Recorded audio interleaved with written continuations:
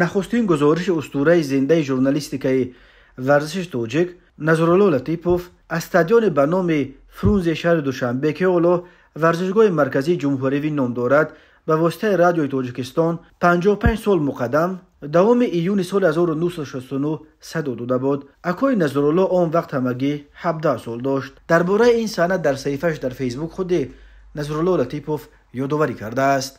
دسته های جمهوریمان انرژتیک دوشنبه و پامیر لرینوباد بازی میکردند. هر دو در چمپیونات SSR به گروه های دوم کلاس A زیر گروه چهارم داخل بودند. خوب در خاطرم ماند که بازی با حساب 2-1 به فایده انرژتیک انجام یافت.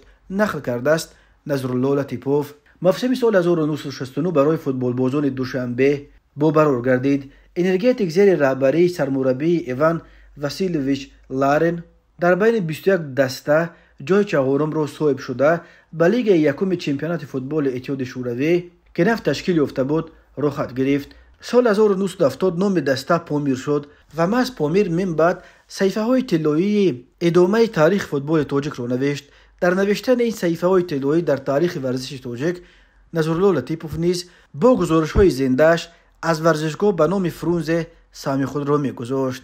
من 19 سال در لیگ اول و 3 سال دیگر در لیگ عالی به تنفس شوری کردم. آن زمان در تاجیکستان یک تلویزیون و یک رادیو بود. سالهای 1978 دوره اوج بازی دسته پامیر در لیگ یکم بود. سال 1988 دسته به لیگ عالی راه خط گرفت و 3 سال تا پشتخوری اتحاد شوروی در لیگ عالی بازی کرد. آخرین چمپیونات اتحاد شوروی بین دسته‌های لیگ عالی که سال 1991 برگزار شد برای پامیر برقرار گردید. دوشنبگی بار دوم پی هم به دگانه زورترین دسته‌های اتحاد شوروی داخل شدند. به یاد می‌آورد آن دوره اوج شهرت فوتبال تاجیک را شورای شناخته ورزش. نظرالله لطیپوف سال 1952 در شهر دوشنبه به دنیا آمده است. والدان او از نویه فیض‌آباد بودند. نظرالله لطیپوف علاقه در سالهای تحصیلش در مکتب در رادیو تاجیکستان مجری برنامه صبح پیانیر و در تلویزیون مجری برنامه گلخن بود، ولی او که مخلص هنر محمود جان وایدوف و عطا محمد جانوف بود آرزوی هنرپیشه یا اکتور شدن را داشت و بعد با مدال نقره ختم کردن مکتب میانه رقم 34 پایتخت به گیتیس دانشکده دولتی هنر تئاتری به نام لوناچارسکی شهر مسکو حجت سپرد، اما در کمیسیون قبول در حجت‌های او نقصان یافتند.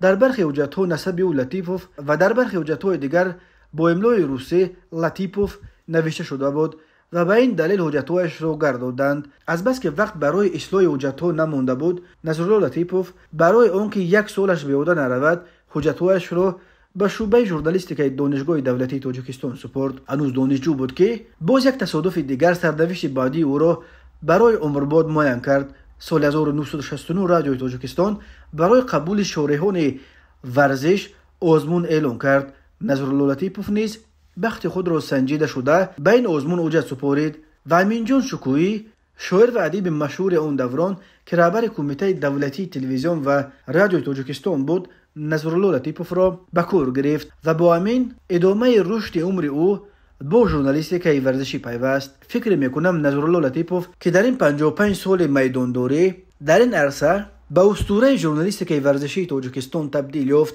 و مخلصان سرشمارش او را نیکلای اوزروف تاجیک نام میبرند. در این میدان استاد نظرالله لطیپوف اینک 55 سال باز شورای رقم 1 بود، هست و خواهد ماند.